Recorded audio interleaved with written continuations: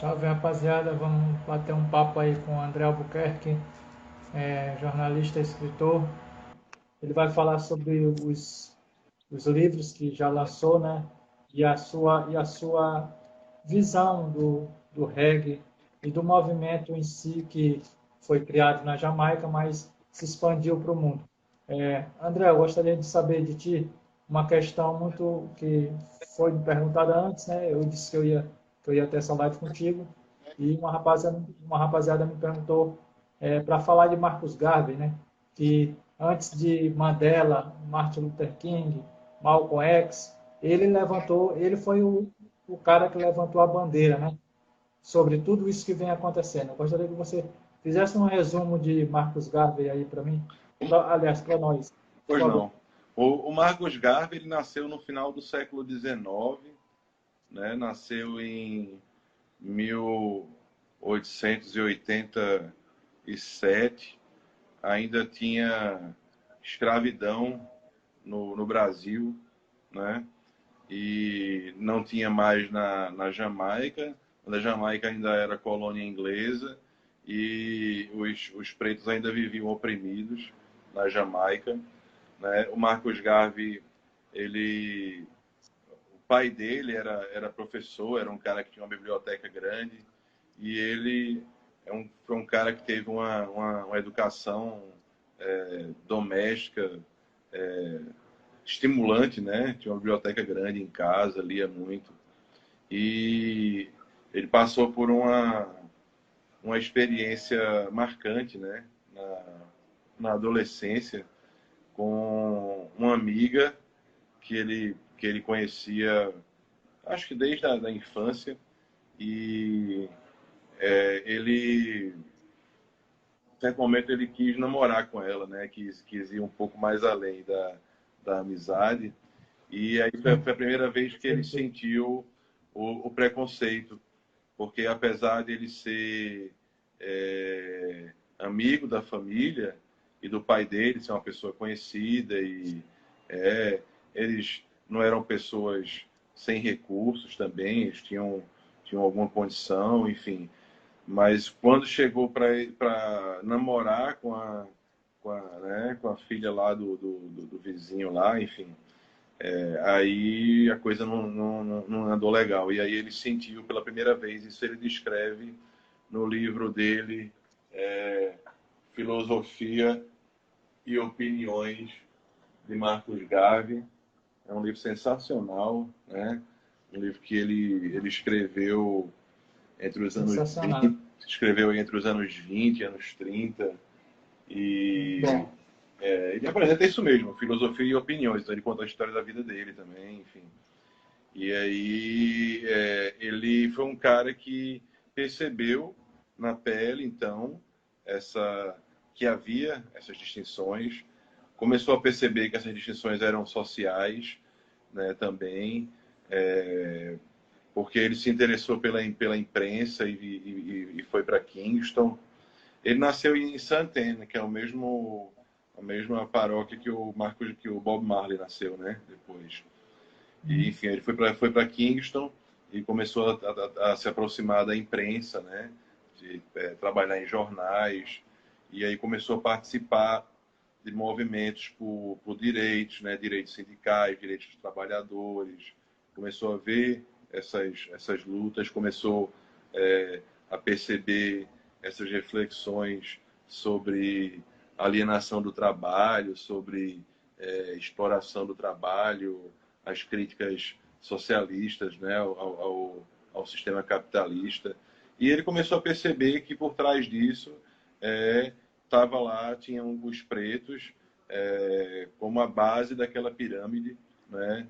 Ele começou a viajar pelo Caribe, vendo as plantações de banana, né, na América Central, e viu que não era uma questão só na Jamaica, né?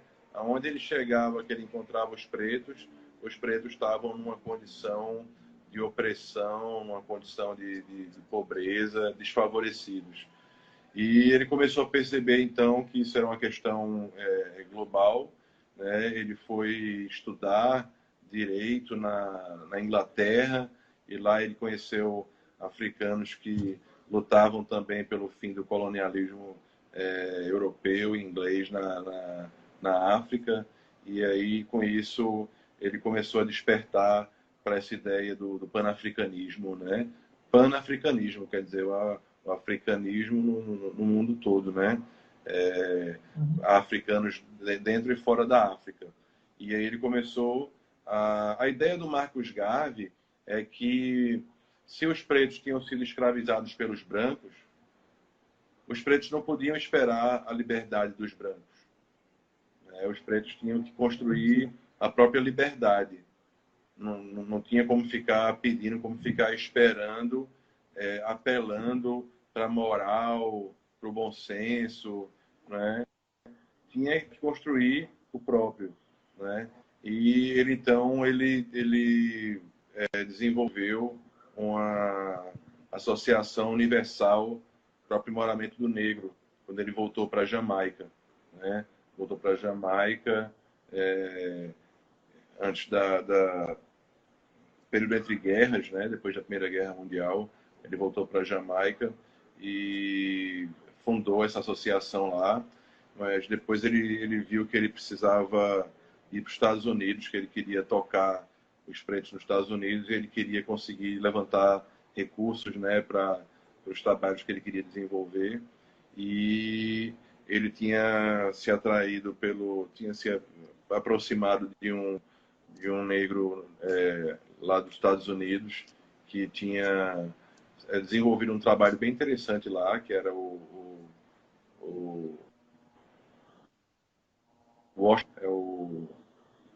Booker Washington, né? E o Booker, ele desenvolveu uma escola, né, que é a escola Tuskegee, que era uma escola só para pretos, né, lá nos Estados Unidos. E só que a ideia do Booker era um pouco diferente da do Marcus Garvey, que ele achava que ele acreditava no fortalecer a educação, a capacidade dos pretos para que eles conseguissem encontrar um espaço dentro da sociedade dos brancos, né, e pudessem ocupar esses espaços. E o Marcus Garvey ele não achava que isso seria possível, né, porque sempre que os pretos eles pareciam ameaçar os lugares que eram reservados para os brancos, isso causava uma reação. E aí o Marcus Garvey ele acreditava que eles tinham que se organizar para ter escolas para os jovens pretos, universidades para os jovens pretos, comércio, indústria, né? E ele mesmo desenvolveu, né, outras iniciativas.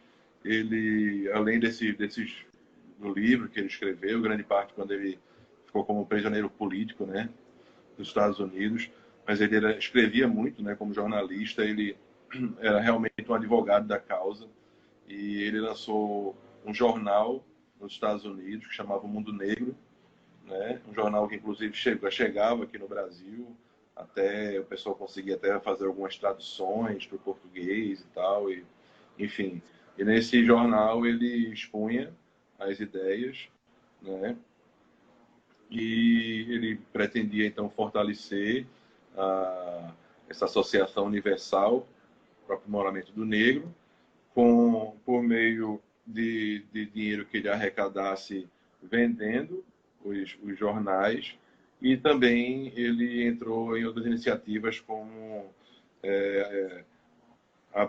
abriu uma empresa de navegação, né, que foi a Black Star Line, que tinha a princípio o propósito de integrar, facilitar a conexão entre os pretos nas Américas e na África, né?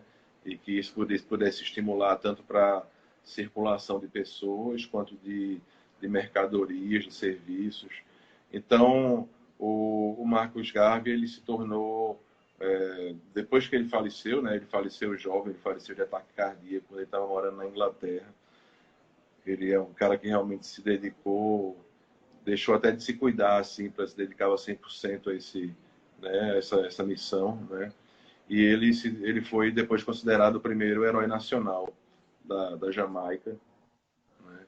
E Enterrado com ele honra ao mérito na honra ao Jamaica. mérito, né? Ele foi na verdade transferido depois dos restos mortais dele, né, para o panteão lá do herói lá na Jamaica, porque ele tinha sido ele morreu e tinha sido enterrado na Inglaterra, né? Aí depois foi transferido, mas ele ele trouxe esse despertar, né, para muita gente que depois se identificou como garveíta, né, os seguidores do pensamento do Marcos Garvey. Ele conseguiu despertar essa ideia de perceber a África e perceber a história da África com orgulho, né? E de saber, de conhecer, de reconhecer que a África é a origem não só da humanidade, como da civilização, né? As primeiras grandes civilizações da humanidade surgiram na África. Foi na África que as ciências foram desenvolvidas, né? A matemática, a medicina, a filosofia, a engenharia, a agricultura, né, que tudo isso foi desenvolvido na África e que, com um processo histórico, né, os africanos foram submetidos, por várias razões, né, a esse processo escravocrata durante séculos e tal, mas que eles têm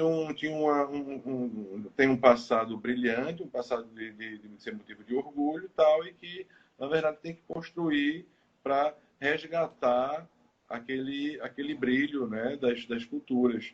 Então, ele falava muito sobre a África e ele falou sobre a coroação de um rei na África, né? E isso aí ele falava sobre a África, falava muito sobre a Etiópia, com as próprias leituras, né, que ele fazia da Bíblia, e ele percebia, né, que na própria Bíblia estava lá, né, a identificação da Etiópia como o Jardim do Éden, né?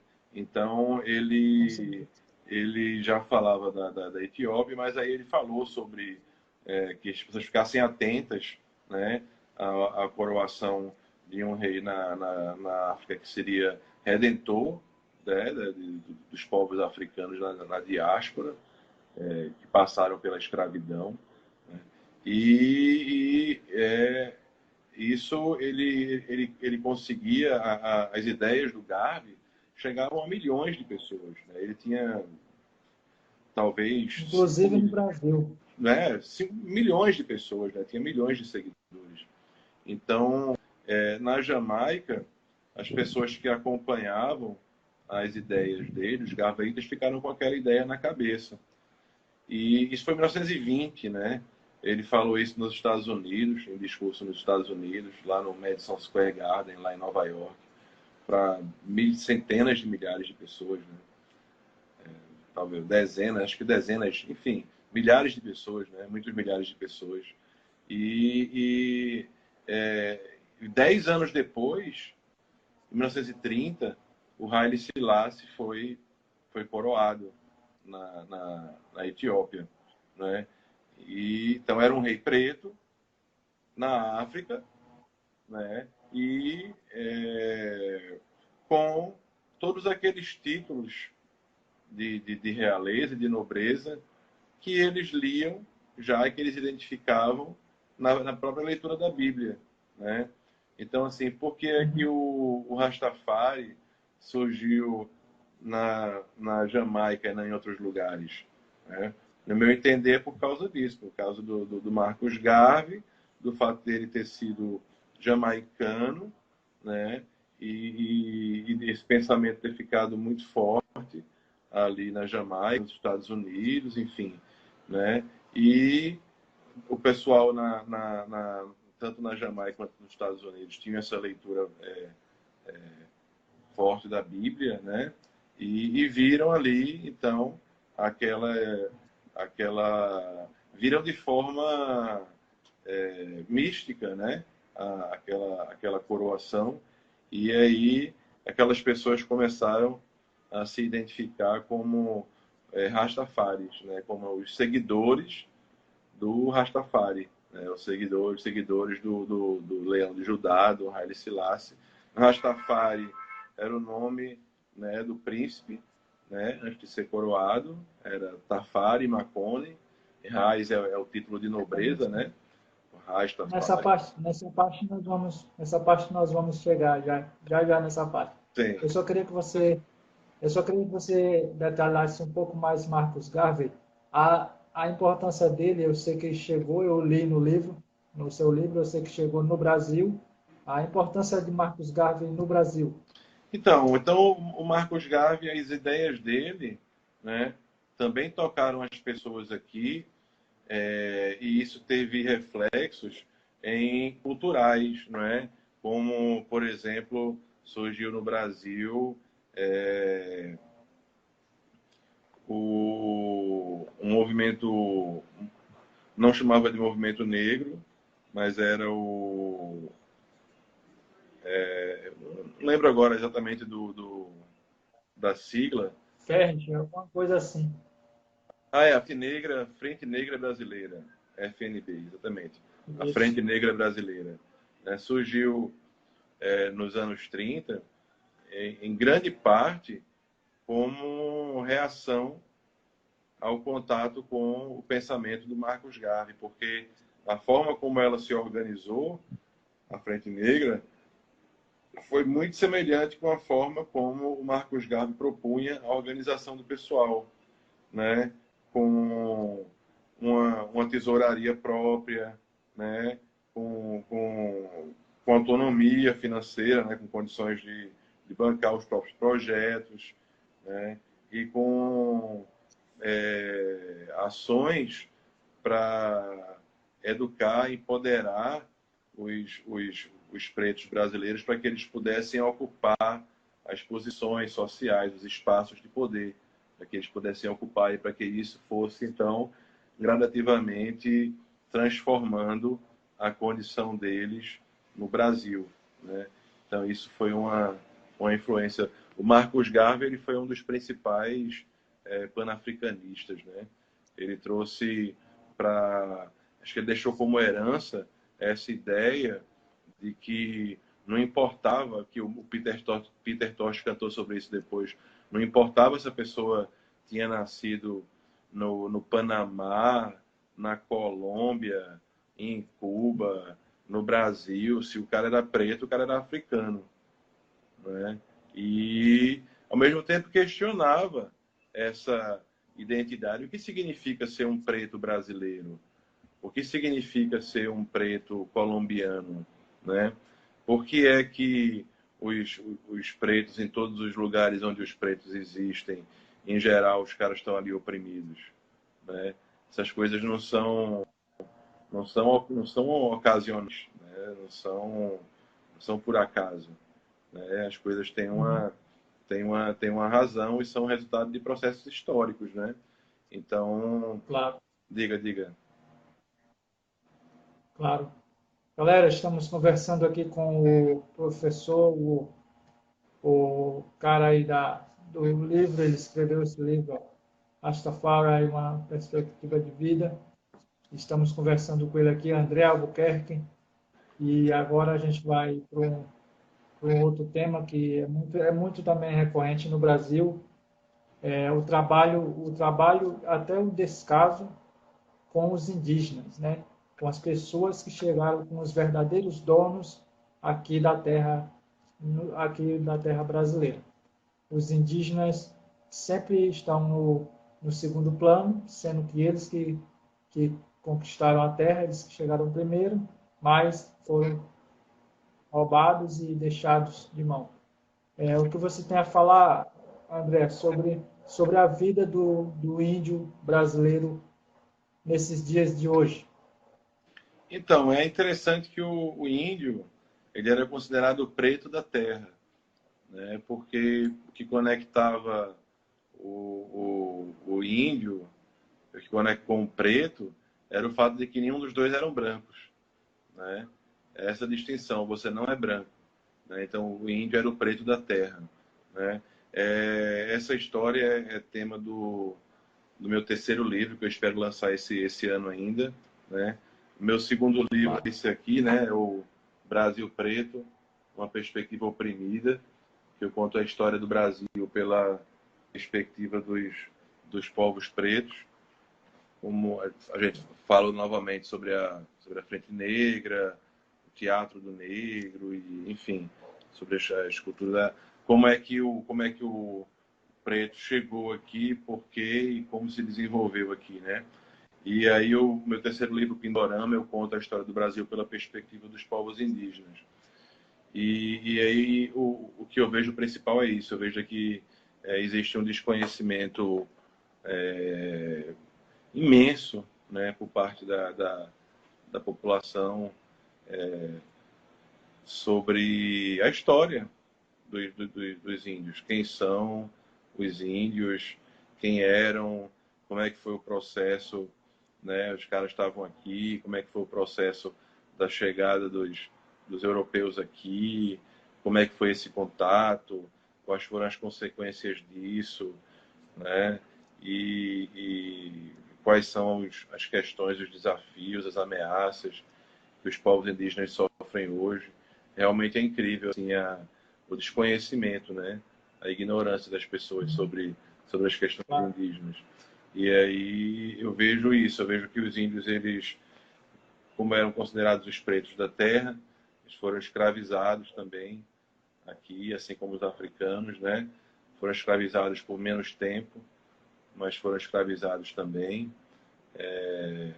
Eles eram disputados, né? Era uma disputa entre os religiosos, né? Os missionários que queriam escravizar os caras para a igreja, né? E os bandeirantes, os traficantes, né? Os caras que queriam ganhar grana vendendo os caras, os índios, né? E os senhores de terra que queriam comprar, né? Para poder aproveitar da mão de obra dos caras como trabalho escravo.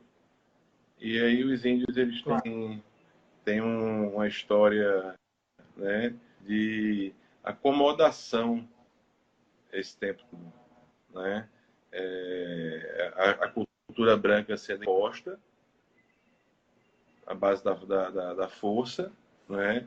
E as pessoas tentando se acomodar ali, dentro do possível, para preservar o que fosse possível das próprias identidades e das próprias vidas, né?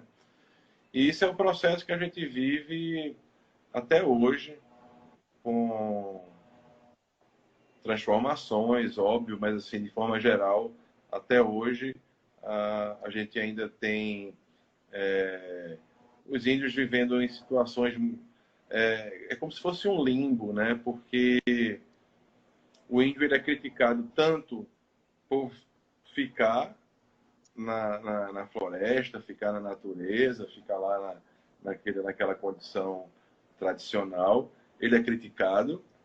E se ele tenta se integrar no mundo branco também, no mundo tecnológico e tal, ele também é criticado, né?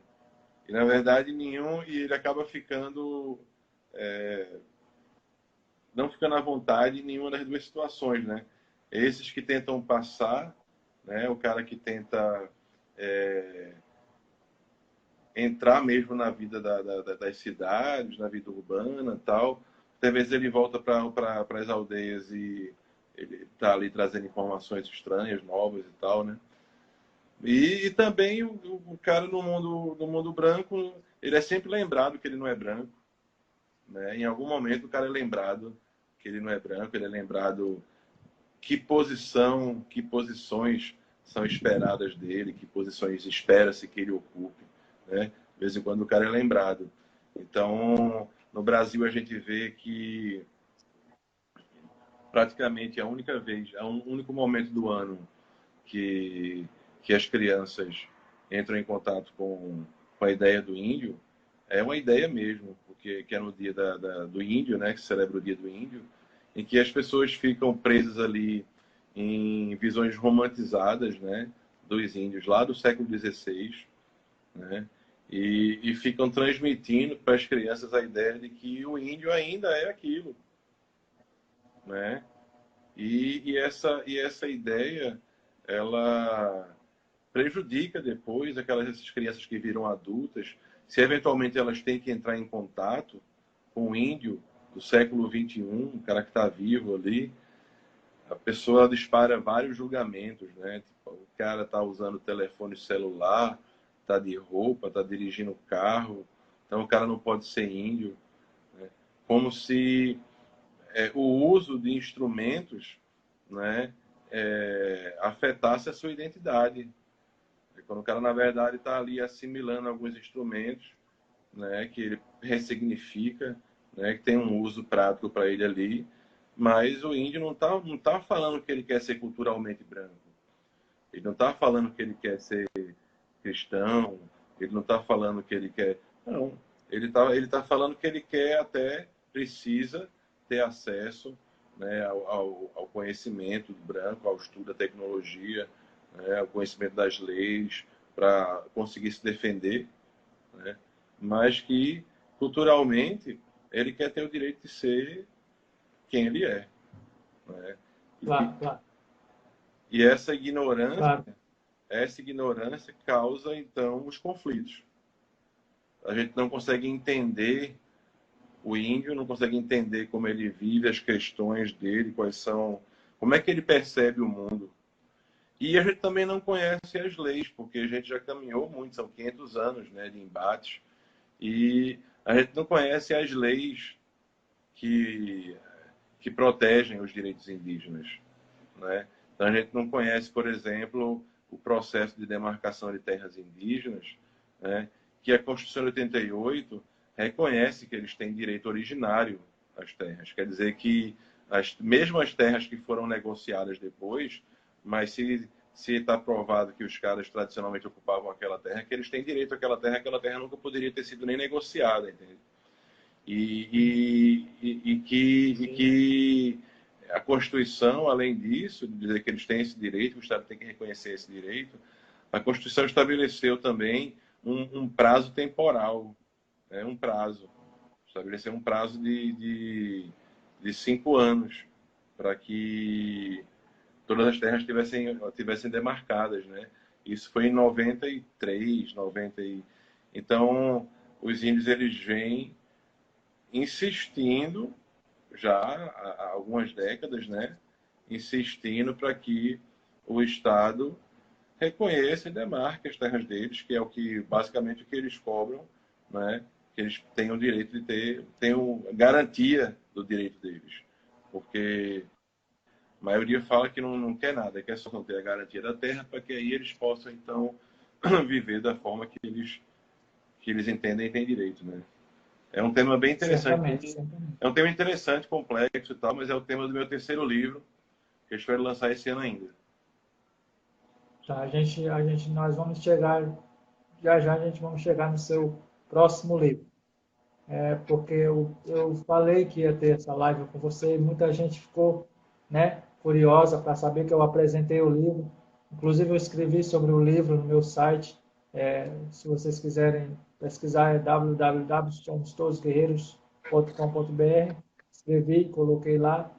E chegou algumas perguntas e eu gostaria de questioná-lo sobre, sobre Silaciai.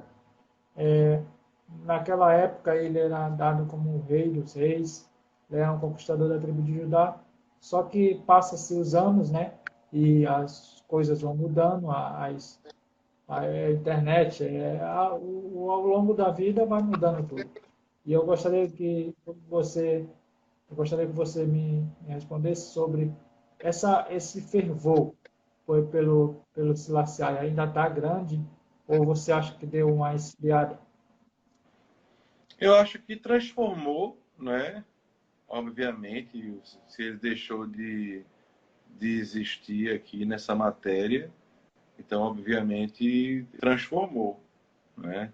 É, tem, ele, ele passou, no meu entendimento, o Haile Selassie passou a ser visto como um exemplo, entende? Como um modelo, como uma direção, continuou sendo aquilo que eles atribuíam, que era uma liderança, só que uma liderança agora num nível espiritual, né?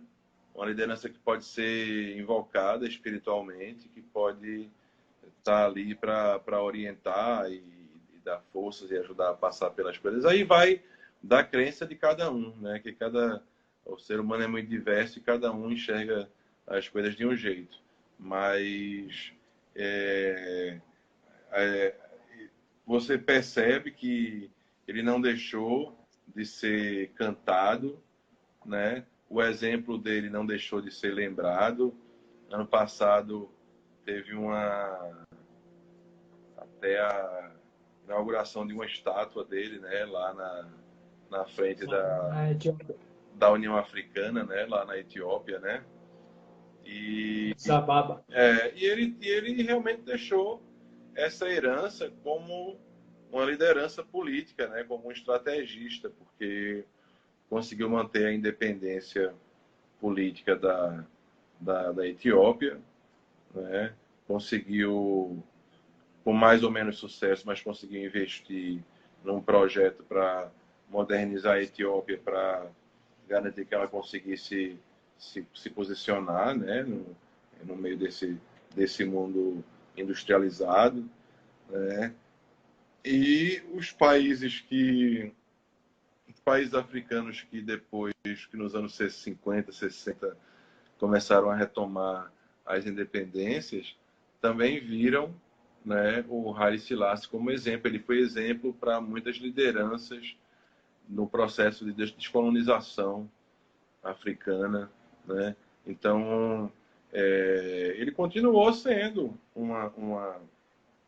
Tem até algumas músicas de reggae, né, que falam sobre isso, sobre o pessoal falar que o Haile Selassie estava morto, mas já não morre, né? Já continua, já vive, já vive e tal. Inclusive agora artistas dessa nova geração, que o Alborose é, nasceu ali nos anos 90, né, para música. Nos anos 90, estourou aqui nos anos 2000. Ele tem uma canção que ele canta, né, que vai manter a coroa de Selassie viva, não vai deixar cair nunca. Então, aí, Ele na canta isso. verdade, ele passa a ser, então, uma referência, né, de uma liderança, de uma, de uma forma de pensar, de uma forma de agir, né, de uma forma de lutar, né, pelos direitos. Então, o exemplo dele, por tudo aquilo que ele fez durante a vida dele, o exemplo dele continua inspirando as pessoas, continua, de certa forma, orientando. Então, agora você me fez lembrar, né, essa leitura aqui do Leonard Barrett, que ele fala sobre... Ele conta a história da Jamaica pela perspectiva dos rastas, né? Esse livro aqui é bem interessante. Conta a história da Jamaica desde a época colonial e tal. E aí ele fala sobre a morte do Haile Selassie e que tocou assim de forma muito forte muitos rastas na Jamaica, porque o movimento Rastafari nessa época tinha muita gente jovem, né? E ele fala que tinham pessoas ali que acreditavam que o Haile Selassie era literalmente imortal, que ele era literalmente um cara que nunca morreria, né? Que era um cara imortal mesmo, né? Não é imortal no sentido de, de ressuscitar, de transcender, de continuar energeticamente vivo, mas imortal no sentido mesmo, imortal. Eu achei muito curioso isso. E parece que tipo poucas pessoas ali daquele movimento muito jovem, poucas pessoas tinham contato ou experiência, né, de ter parentes, pessoas próximas morrerem, né? E aí quando ele morreu, então muita gente ficou né, tocar, as pessoas se recolher naquela reflexão ali, até conseguir transformar esse entendimento para dizer, olha, na verdade, o que ele foi, o que ele viveu e os trabalhos que ele construiu, isso não tem como morrer, porque isso está registrado na história. Isso foi vida, isso aconteceu realmente, não é ilusão, não é ficção. Então, a gente continua nisso, porque você fica imaginando que a gente imagina como o nível de opressão que essas pessoas viviam e sem esperanças, né, de caminho para a redenção, como deve ter sido forte, né, na Jamaica, ainda ali sob colônia, né, sob a coroa inglesa ainda, né, tendo que prestar saudações à rainha da Inglaterra, e de repente tinha lá, não, tem um rei, né, tem um imperador lá na África, um homem preto lá, tal, lá na Etiópia, e a gente agora é súdito dele, a gente não tem nada a ver com ser súdito da rainha da Inglaterra, né? E aí Claro. isso entra num trabalho de resgate de autoestima, né? Sabe? De Uhum. orgulho, de autoestima, de dizer, não, peraí, a gente tem uma direção, a gente tem uma referência, a gente tem um, É. né? Eu acho, Aham. eu acho que é por aí. Compreendi. Entendi. Muito, muito bom, muito bom, muito boa explicação. Aqui, rapaziada, estamos conversando com o André Albuquerque. Ele é escritor, indigenista e pesquisador. Agora ele agora ele está lançando um novo livro aí para a rapaziada. Quiser entrar em contato com ele, adquirir o livro. E você pode fazer um resumo do livro. Eu acho que já está acabando aqui a live, mas cabe um resumo do seu recente livro que você acabou de lançar. Faça um resumo dele aí para gente que está conectada aí. Tem uma galerinha boa aqui que eu estou vendo. Está conectada aí nas suas palavras, gostando muito. Então, o Rastafari foi meu primeiro livro, né? Que eu lancei em 2017. Então, são livros pequenos todos, são livros de 100 páginas, né? São livros finos, diretos, uma linguagem simples. Mas esse aqui, a proposta dele foi fazer uma introdução, uma síntese sobre o Rastafari, né? Então eu trago algumas pessoas principais, falo um pouco sobre Marcos Garvey, o Haile Selassie, Bob Marley, falo um pouco sobre a história da Etiópia, a história da Jamaica e apresento a cultura Rastafari, né? Falo do reggae, falo da culinária aital, né? Falo da espiritualidade da ganja, né? Isso é a história do Rastafari. Aí isso foi em 2017. Ano passado eu lancei o Brasil Preto, uma perspectiva oprimida, né, em que eu conto a história do Brasil pela perspectiva dos povos africanos. Também é um livro fino, também de 100 páginas, breve.